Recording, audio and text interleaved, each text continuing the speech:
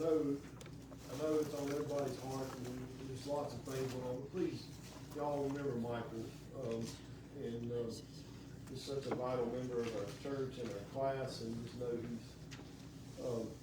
he's going through a lot right now. So y'all please lift him up and thoughts and prayers, and just surely miss him being here with us this morning. Anyway, as we get ready for our lesson this morning, and you know, we've been talking about all December, the looking forward to Christmas, and you know, I can't help but before I get into the lesson, I can't help but to think about, we've had this lesson, we've had a lesson before, and we've talked about it before at Christmas. You know, we do look forward to Christmas, don't we? But then there's also a lot of pressure that goes along with that, is there not? The pressure for, April just said, we want everything to be right. We want everything to be perfect. We want it to work out the way we want it to work out. From whether it be from, I remember when the kids were little, to going around trying to get that perfect gift, and the places being sold out and couldn't find it, and that's what they wanted, and from that pressure to the pressure with family coming over and getting the meals ready and the house ready, and there's a lot of pressure that comes along with Christmas, is there not? I mean, if we're really honest, we put that pressure on ourselves because we want it to be that perfect Hallmark card Christmas, and I thought so hard about it this year, just with us, that, you know, just making it that way, and, you know, really we're going to, you know, plan, and then, guys, that's why Kathleen woke us up last night with a stomach bug, and you know, I can't believe this. You know, I mean, this is just terrible. I mean, that's why I'm standing way back here, and I'm leaving as soon as I get done, and nobody else is coming this morning, but, you know, and I got so down last night. I mean, just you know what I mean? Y'all, it ain't gonna be, but you know, as I thought about it, and then got up this morning with her, and it goes back to the fact that very first Christmas was far from perfect, as far as our human minds see it. We think of Christ coming in a manger, and Mary taking a long journey, and it was the furthest thing from perfect that ever could be, as far as what we would consider perfect. But yet, it was the perfect plan, and that's how God wanted Christ to come. And so that just really hit me on the way to church, because I was really down and depressed. And I just thought about that very first Christmas, that it didn't all work out the way we think it should have worked out either. But yet that was how God planned. So I just wanted to share that with you, because our first question this morning is, what is one of your favorite childhood Christmas memories? And the reason I wanted to tie those two together is because sometimes we want to make every Christmas just like that favorite Christmas memory of ours, and when it doesn't meet those expectations, we sometimes feel like we failed, or it just wasn't right. And I don't think it's just me that feels that way. But I do want to take the time to share what is one of your favorite childhood Christmas memories. Does anybody have anything they want to share? The food. The food, April said. Food is a big part of it, isn't it? Smelling the food as much as tasting it. Absolutely. My granny, people that have passed on. Since your granny, what now? People that, that just passed on. Oh, yeah, absolutely. It's not here, for sure. I got to think, I had the opportunity, obviously, this week to think about this question, and, as I thought about all the family and all these different things. But one of my favorite memories is Mama decorated the house. I mean, that was her thing. And but we had those ceramic Christmas trees, and there was one in my bedroom that she turned on every night and leave it on, and I'll never forget. I don't know why. I love going to sleep at night with that ceramic little Christmas tree on the mantle that has all the different color lights in it. That was, I don't know why, that just hit me so as I was thinking about this question, how much I loved looking at that tree and thinking about Christmas and this anticipation of Christmas coming, you know, as every night going to bed and couldn't wait till Christmas morning, and that was one that hit me. Anybody else got anything they want to share? Sitting around the fireplace. We used to have a fireplace where we lived back up in the hall, and we'd sit around the fireplace and just watch the fire burn. Absolutely. Well, as a kid growing up, we had more snow. So a lot of times we would have snow on Christmas morning, And having a white Christmas. having a white Oh, Christmas. let's please pray that don't happen ever again. I hope it don't happen. At least for 7 years. I just assumed After we'd 7 watch years, snow it'd on snow every TV. Christmas after that. Oh, it just tickle me to death. Why 7 years? I was when I retired. Mhm. It's a lot better then. Yeah, it'll snow every Christmas after that. It's fine with me. Then you gotta go to church and things. That's okay. Anybody else? When we were little, my favorite memory, Mom and Daddy would drive us all over the county looking at everybody's Christmas Oh, lights. absolutely. That's a great one too. I want to share that one. You know, the Moravian stars. Y'all know what I'm talking about? We had Daddy would drive us and we would have a star counting contest. And so, you know, you went around and count the stars. But what Daddy would do, Daddy would go, while he was at work during the day, he would go around and know where they all were. And so he would win because he would know they were coming up. He'd everyone, and then he and haul about how he was the champion. But yeah, that's a great one. I can remember when I was just, I guess, about 4, maybe, because I was about had to be, but it just vivid in my mind. But we lived in West Virginia, so we had come back up to our grandparents to visit for Christmas. And I just remember this doll that I got. I can remember the smell of it. I mean, that's how vivid the memory is. And, you know, back then they smelled different. What they were made out of. They just had this unique smell about them. I don't know, that doll, it just sticks out in my mind. And I was so young for that to be such a vivid memory. But that is one of them that goes the furthest back as I can remember. Yeah, that's really, I mean, Yeah. a lot of us do can have a gift, a special gift that we got from somebody. I know that absolutely holds a special memory. Anybody else before we go on? Well, guys, as we talk about these favorite childhood Christmas memories, as we think about this idea of looking forward to Christmas, Jason, yes, ma'am, Linda. one time, Daddy got us all some Christmas presents. Then after that, the house turned around and got burnt down. And it burned everything up we had for Christmas. Remember, Yeah, we that's had terrible. that happen us back in 1976. Because that's a tough one. Got me a pocketbook, well, a pocketbook, and he got burned up. Huh. I love that pocketbook.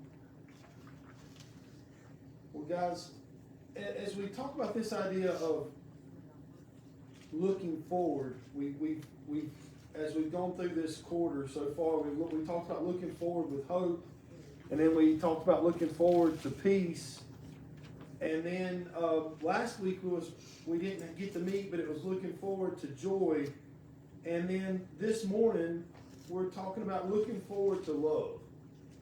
And as we really think about this morning's lesson, is just so awesome as we think about this idea of what Christmas really, really is. This idea of looking forward to love, the utmost love. And that's what we're going to be looking and concentrating on this morning with our lesson. So let's go ahead and just jump into our verses. We're looking at 1 John chapter 1, verses 14 through 15. And it says, "And the Word was made flesh and dwelt among us, and we beheld his glory, the glory as of the only begotten of the Father, full of grace and truth. John bare witness of him, and cried, saying, This was he of whom I spake. He that cometh after me is preferred before me, for he was before me." And so, in John, we know John chapter 1 starts out saying, "In the beginning was the Word." And that's how John starts. In the beginning was the Word. And he's talking about the Word as Christ. And then we're going to just, jump ahead here to verse 14. And he says, "And the Word was made flesh and dwelt among us." We know that he's talking about the Christ. We know that he's talking about Jesus. And that in the beginning, if you go, in the beginning was Christ, in the beginning was Jesus. And then in verse 14 it says, and Jesus was made flesh. God was made flesh and dwelt among us. And he goes on to say, "And we beheld his glory, the glory as of the only begotten of the Father, full of grace and truth." John says we got to behold him. We beheld the Word. If you really think about what these verses are saying, as we really think about this idea, we can know the love of God because of Jesus' sacrifice. As we think about what really Christmas is, one of the songs that we sing at Christmas is Emmanuel. And we know the meaning of Emmanuel is God with us. And truly, that is Christmas. God with us. That is Christmas. There's no other way to describe Christmas other than that. God with us. Because before Christ came, before he came in that manger as a man-child, there was a separation. And then he came. And he was with us. John makes mention that he says, and that not only was he with us, but he dwelt among us. He walked this earth. He felt the things we feel. He struggled over the things that we struggle about. And that's Christmas. There's no other way to describe Christmas other than that God with us. Think about that just for a second. I mentioned this idea of perfect, and our perfect plan, and our perfect Christmas, and our favorite childhood memories, and then we try to make all of our Christmas memories match those favorite childhood memories. And does it work? No. Sometimes it does, but a lot of times it falls short. But you see, Jesus came. Christmas is God with us. Christmas is and dwelt among us in verse 14. I know I've mentioned this before. I know I've said this before. And guys, this is just my mind thinking over these verses, over Christmas, over all this that we're talking about this morning. If we would have written the script of Christmas, would we have written it the way that it played out? If we had written in our human knowledge, in our human ability, if we had made this story up, would we have made it up like this? I say no. I dare say no. I argue anybody that says any different. Because we would have not written a lowly manger. We would have not written a donkey ride. We would have not written unmarried husband and wife. We would have not written it that way to describe the coming of God as man. And then we would have not written it living as the son of a lowly carpenter. We would have not written giving his life on a cross, humbling himself to those that accused him. That's not how man would have written this story. Do y'all agree with me? I see some of you nodding your heads, but in my mind, man would have not written the story of God coming to earth this way. Because, see, we are really good at wanting to justify why we believe what we believe. Think about what I'm saying. We're really good at justifying anything that we want. Is that an accurate statement? And if we can't justify it in our mind, then we ask everybody else so that they'll buy into our ideas. We're really good at that. So if you look at all the other gods, I say gods with a little g, y'all follow? If you look at all the other gods and they did all these big things, and they're written up in these big ways, and why they were the God, and they were described. Do you follow me? They were written as gods. The stories were told about their gods, and they were written in these big ways.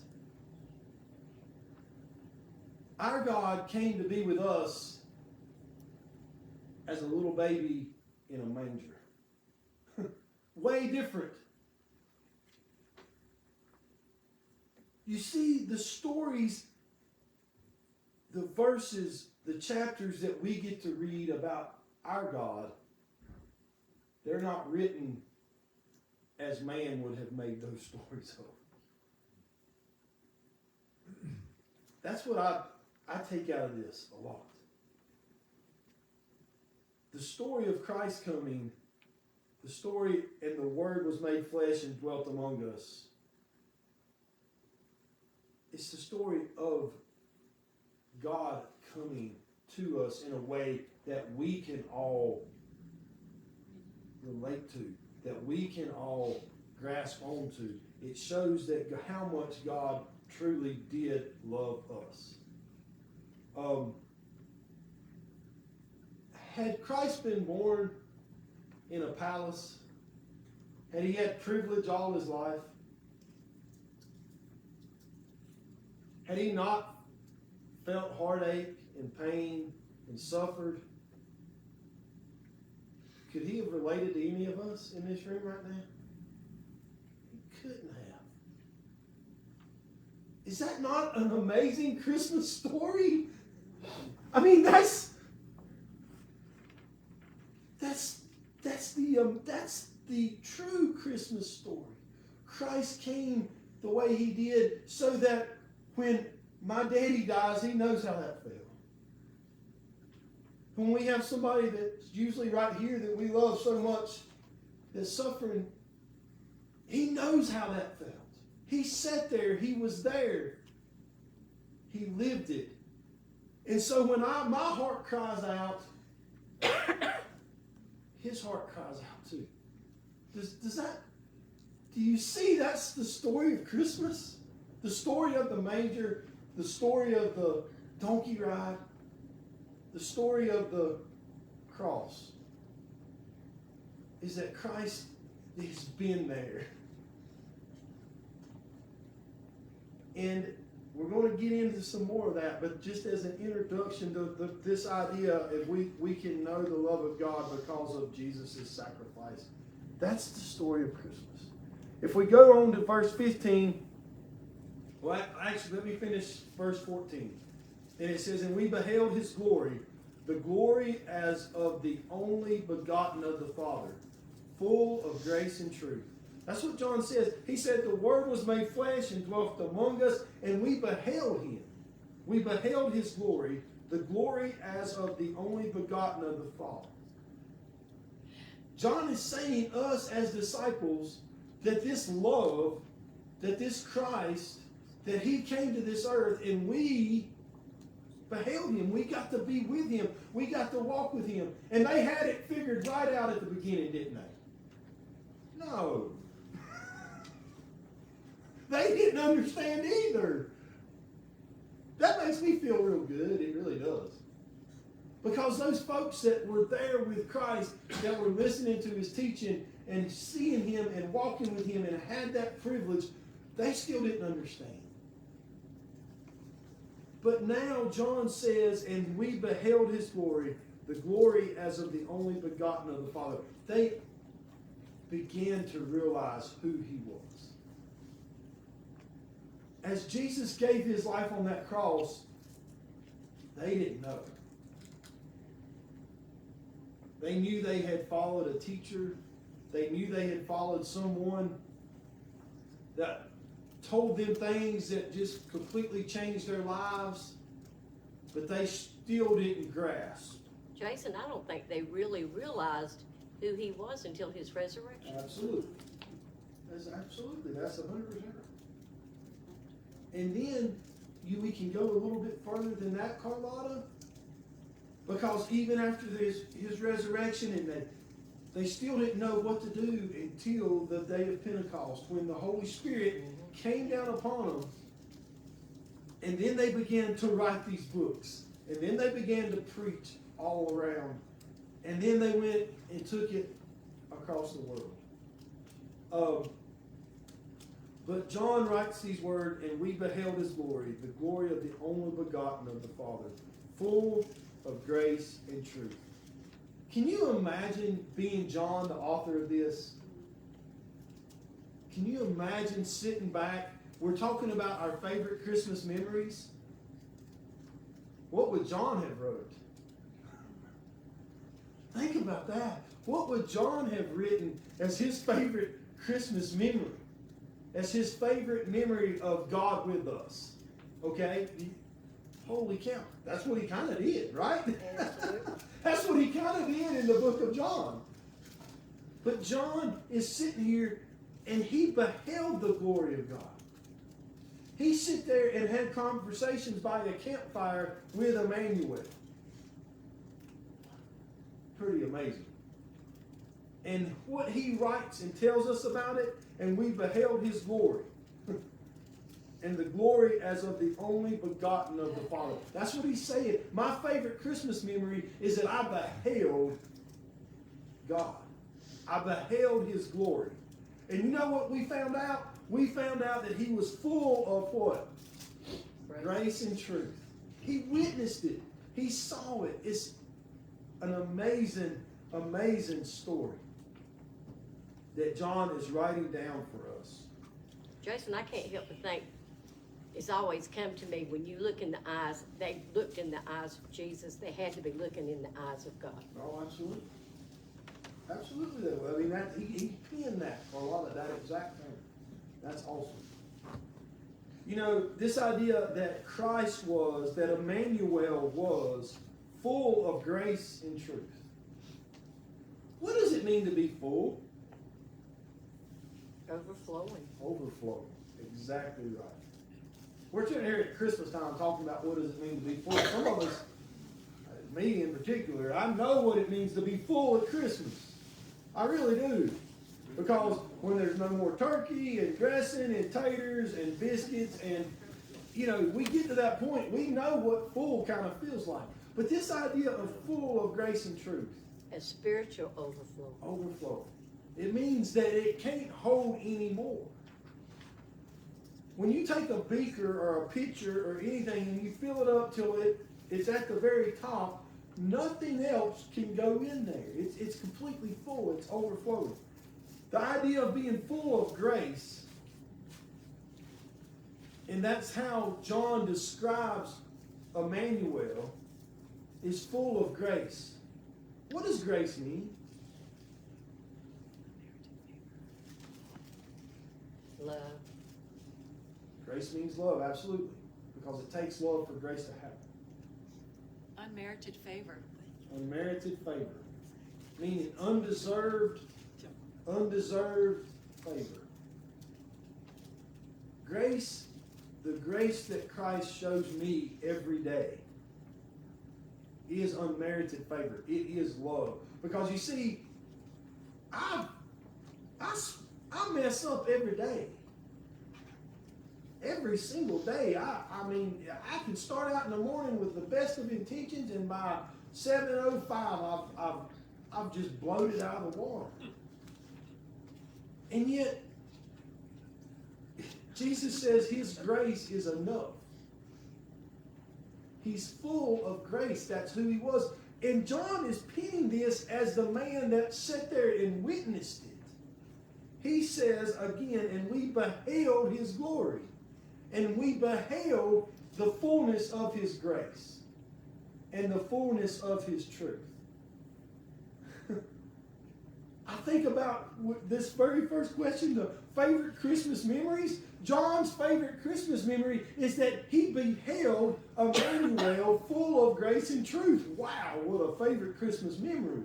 He beheld this because you see, in all Christ's interactions with the people around him and with the leaders and the Pharisees and the Jews and the Gentiles and with the soldiers that hung him on a cross, he witnessed Emmanuel being full of grace. That's kindly amazing when you really sit and ponder that for a minute, to see Christ as a man full of grace and truth. We see that as an example as we go through scriptures. We get the chance to see that because Christ completely humbled himself as he hung on that cross. He said, Father, what? Forgive them. That's the ultimate showing of full of grace. But you know, Jason is the ultimate showing of full of grace. Because you see, just like I said, I need grace every single day. And with the best of my human intentions, I fall flat on my face every day. And yet his grace is enough every single day. John witnessed it. As John, again, I can't get off this fact of thinking about his favorite Christmas memories. Thinking about Christ writing in the dirt in front of the lady that was caught in adultery. Think about that as it relates to the fullness of his grace. When I think of it, I think of like Jesus. When I think of it, the word that comes to me is fulfillment. Absolutely. Like he showed the grace, he showed the forgiveness. You know, Moses brought the laws, told us what to do. But Jesus, he fulfilled it. I mean, he tells us exactly what to do. He showed us by his way what we should be doing. Absolutely. And Kendra, you're spot on. And John witnessed that. And he recorded it. What an amazing thing. Jason, I'm glad to the point that when I fall short of his grace, he will lift me back up, stand me on my feet, and give me more grace. Every day. That's a great point, Carlon. Okay, John says that he was full of grace, and then he says he was full of truth. Think about that.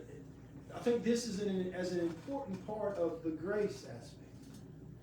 So we've already said that full is overflowing. There can't be any more. And John says that Christ, Emmanuel, the Word, was full of truth. Ponder on that just a second. I've had all week too, so I get it. What does that mean? Righteousness.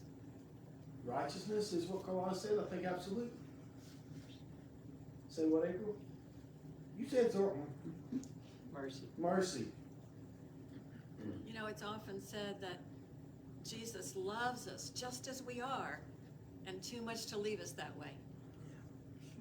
Absolutely, April. I love that. Anybody else? This idea of full of truth.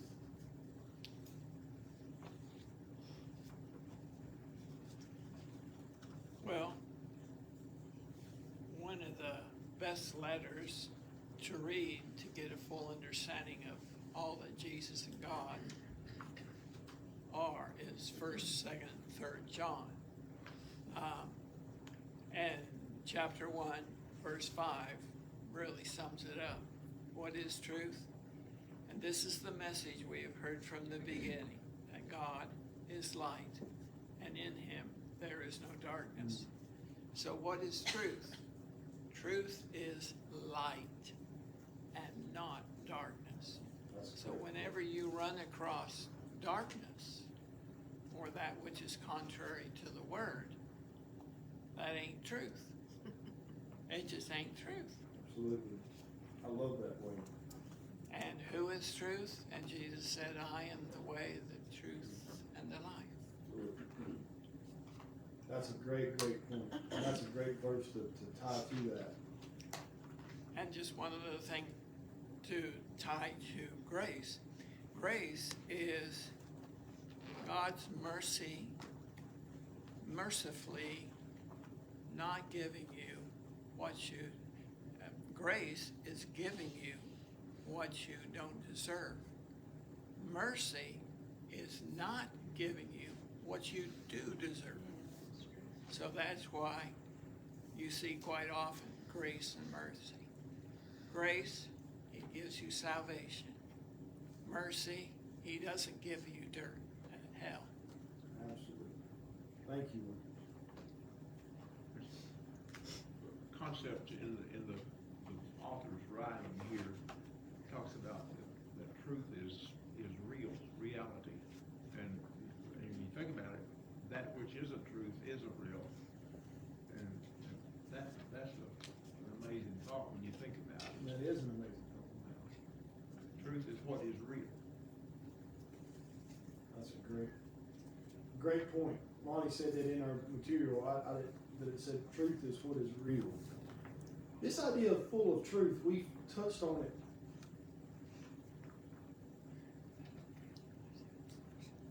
I want to compare and contrast something really quick. This is going to be a very rhetorical question. Is everything we hear or read true? No.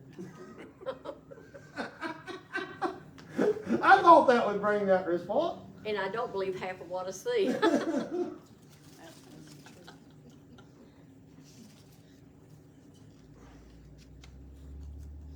We as humans, we seek truth. Don't we? Is that we want to know what is true and what is real. And there's all kinds of things in this world that says, oh yeah, this is true, or this is true, or this is true.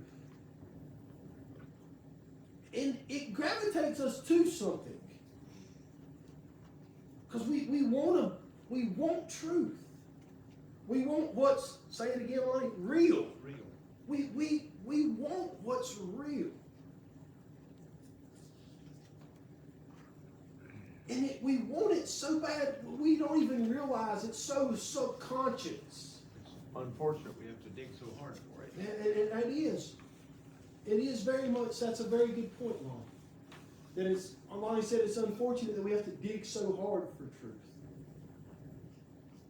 But there's a part in us, if we really dig down, and I know I had all week to think about this. There's a part in us that just, if we take an hour to just ponder this thought about how much our hearts yearn for the truth, whether it's in a relationship, whether it's in our jobs, whatever it is, there is a big part of our soul that is seeking what is real and what is true. And it ultimately dictates so much of our being,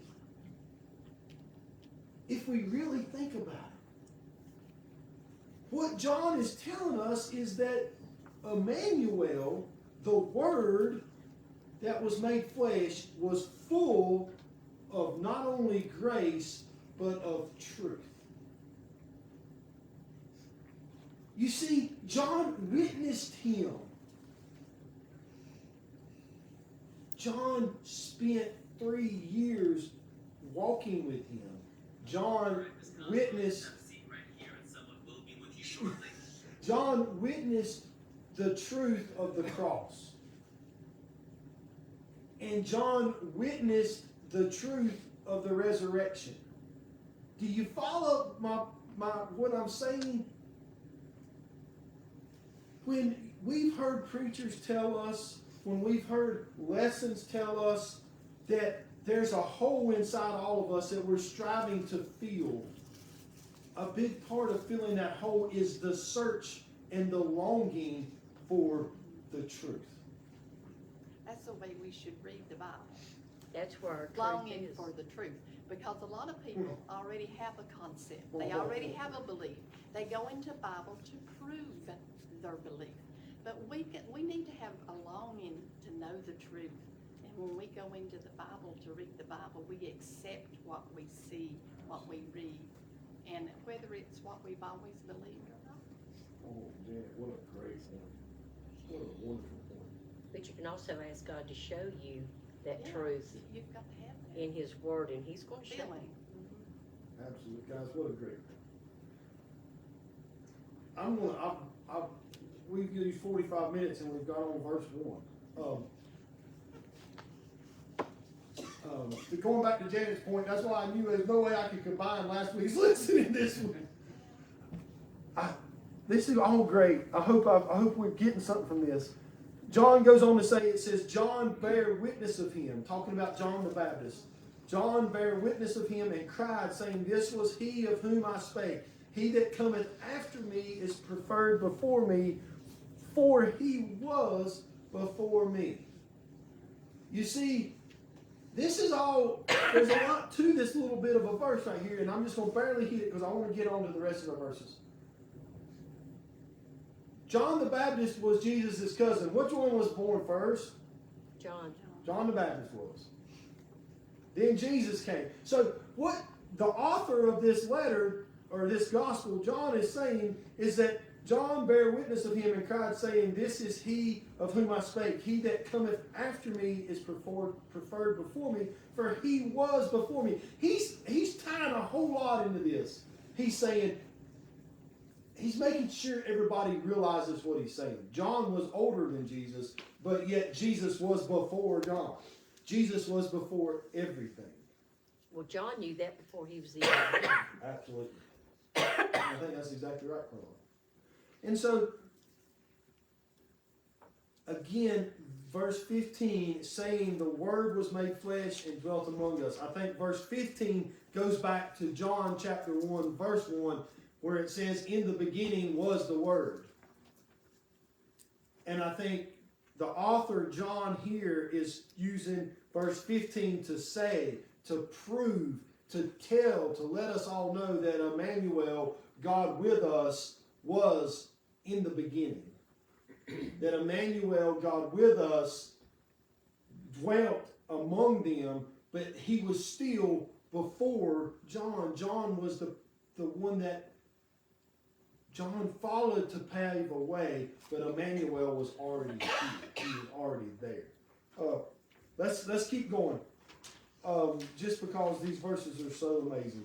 John chapter 1 verses 16 through 18, as we talk about, we can know the love of God because of Jesus' sacrifice. As we talk about this idea of looking forward to love, John chapter 1 verse 16 says, and of his fullness have all we received, and grace for grace.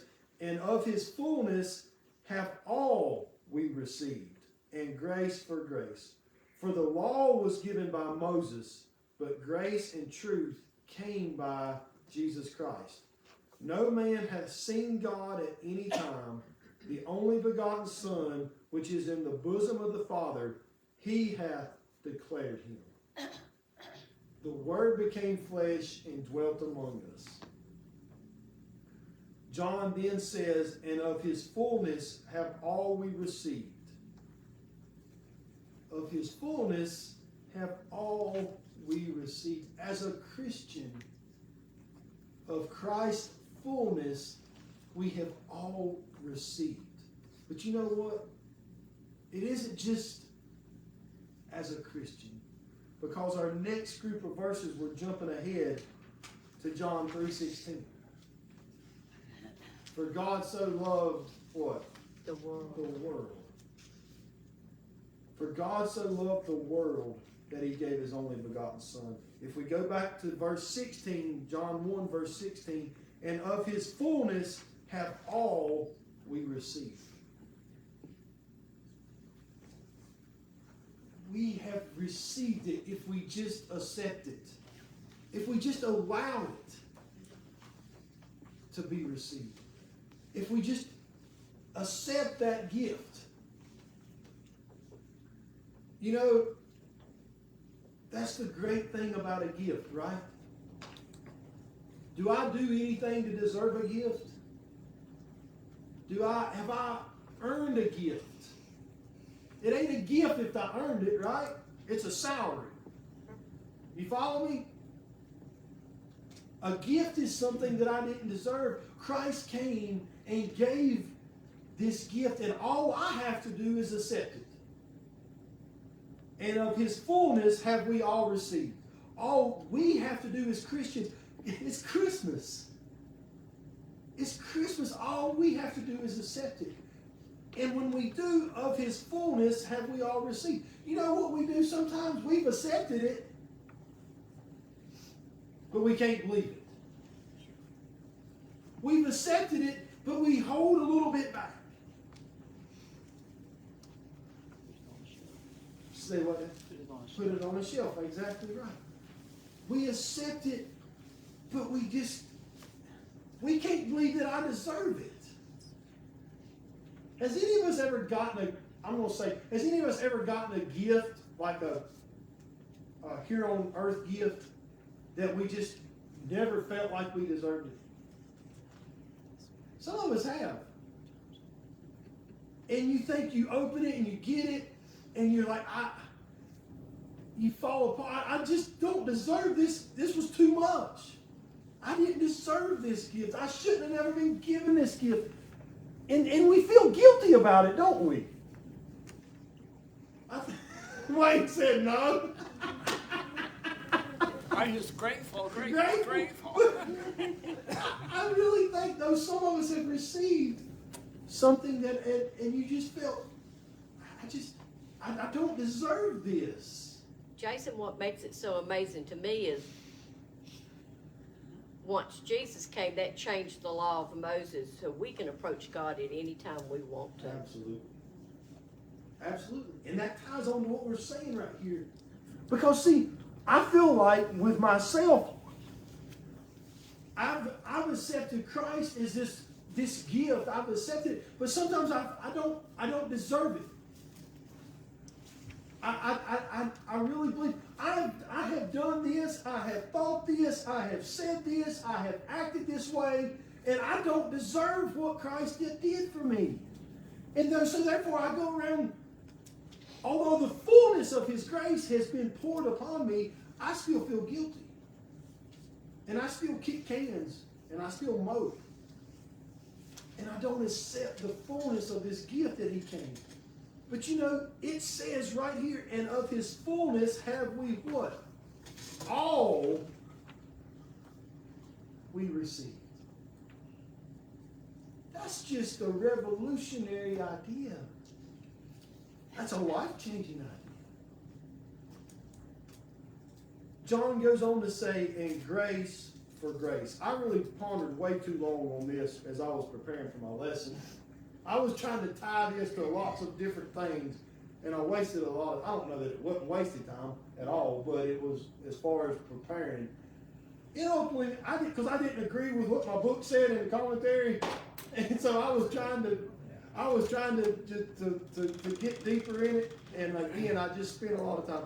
But I'm going to go back because I couldn't come up with anything better at the end of the day, that this grace for grace just means just holy of holies. This for real. That it's the fullness of the grace. It's just reiterating that, and of His fullness have we all received. It's just grace on top of grace. And that's how Christ looks at us. Grace on top of grace. I don't know how to describe it. Say what? Receive Christ for grace. Absolutely. Switch the first grace to Christ, and you get the definition of it. And Lonnie's saying receiving Christ for the grace. As far as getting the definition. He was full of grace. He was grace. And because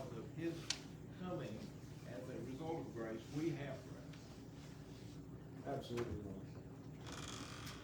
not. All right. I want to jump ahead. We've hit this, but just as we conclude this morning, let's jump ahead to John, our next group of verses. I love the way that our material tied all this together. Just jumping through John, but it's beautiful as we talk about Christmas. John chapter 3, verses 14 through 18. And just as we talk about Emmanuel, as we talk about God with us, as we talk about looking forward to Christ's coming, as we talk about looking forward to Christmas, let's read these verses.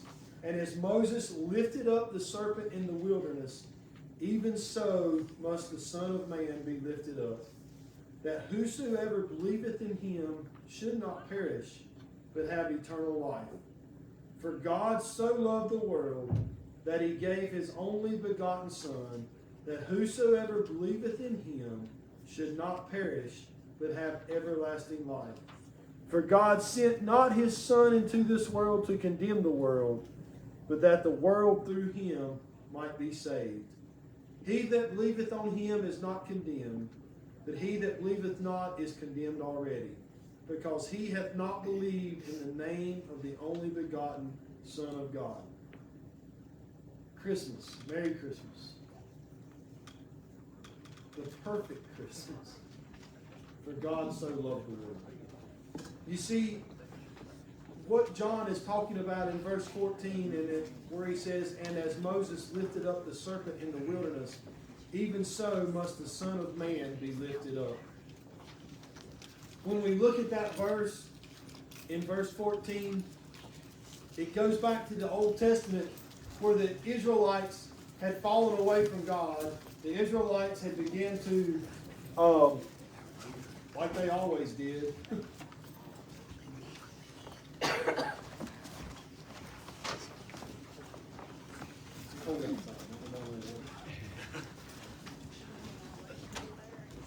don't blame them.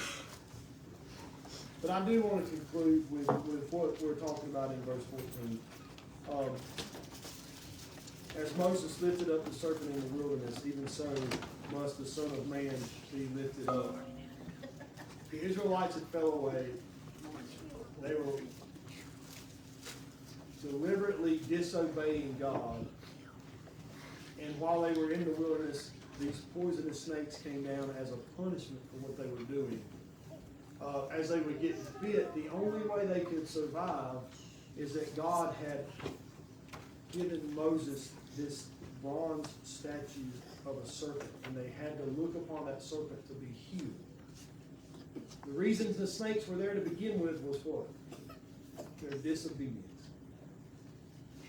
The only way to save them was by looking upon, through faith, this bronze serpent. Jesus is saying, as Moses lifted up the serpent in the wilderness, even so must the Son of Man be lifted up. That he fulfilled that role in our lives, and that is Christmas.